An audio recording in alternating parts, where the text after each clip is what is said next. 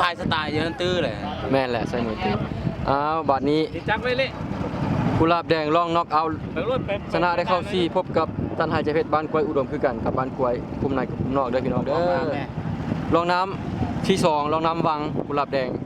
ใส่อุดมลองน้ำฟังเละมอดเละเอาห่างขึ้นเอาห่างขึ้น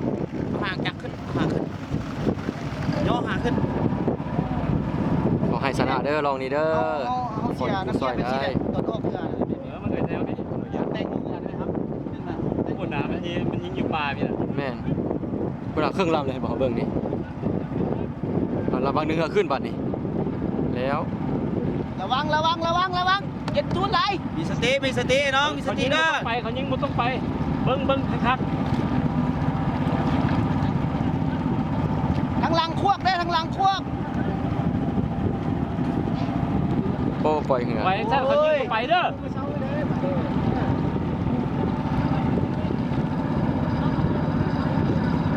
ปล่อยอีกแล้วเขาว่ากันอยู่เรื่องเงินดิเขาว่ากันอยู่เรื่องเงินดิโอ้ยเขาเสียนะปล่อยจานคำนวณมาปล่อยล่องเสียดาวิโลมาปล่อยเองจับทุน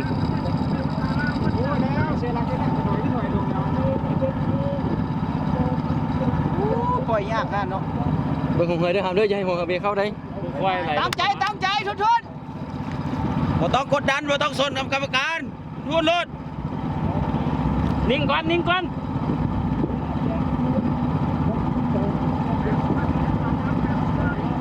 ไอ้ดำปล่อยไปด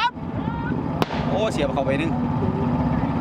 เบิ่งไผ่ชอบไปกันดีเสียกับโบยานเหงาออกก่อนเบิ่งเหงาเขาออกหูนะว่าเหงาไปบ่ไปนะไปเละวางหางเละเฮ้ยดีเลยวางรถเละวางดีเลยเด้ไปแล้วโอ้ยบ่ห่วงแล้วกูบ่ห่วงแล้วลิ้นดึงลิ้นเลยเด้สำได้วะข้อนี้รถข้อนี้รถดีเลยอัดลูกเดียวอัดข้างหลังเลยนะเห็นตึงเลยไหมอันนี้ดีเลยเด้แต่อุดมมวยตื้อนะแต่อุดมนะเละ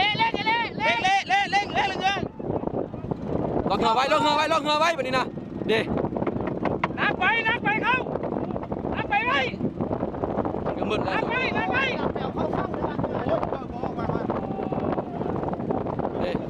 ห้อยเลยดิ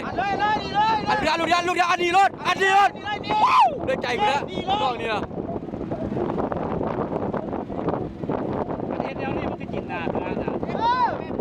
ดีเลยเข้ามาแล้วดีเลย ไอ้ดำลองเปลี่ยนเอาขึ้นไปเลยบ่ต้องนี้ลงเปลี่ย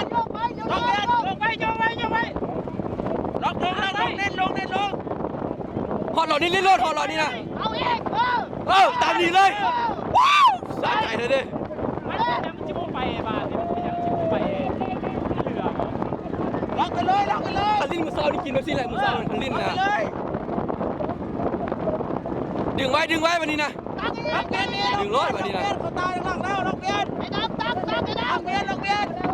เฮ้ยนักไปเลยนักไปดึงได้ดึง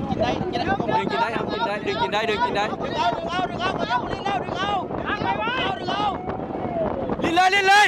จบเลย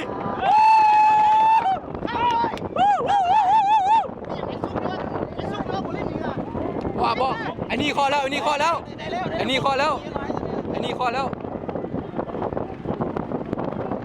ข้อขาดรถข้อขาดเลยว้าวด้วยใจวันนี้ชีได้ไหมมือเสานี่นะยอด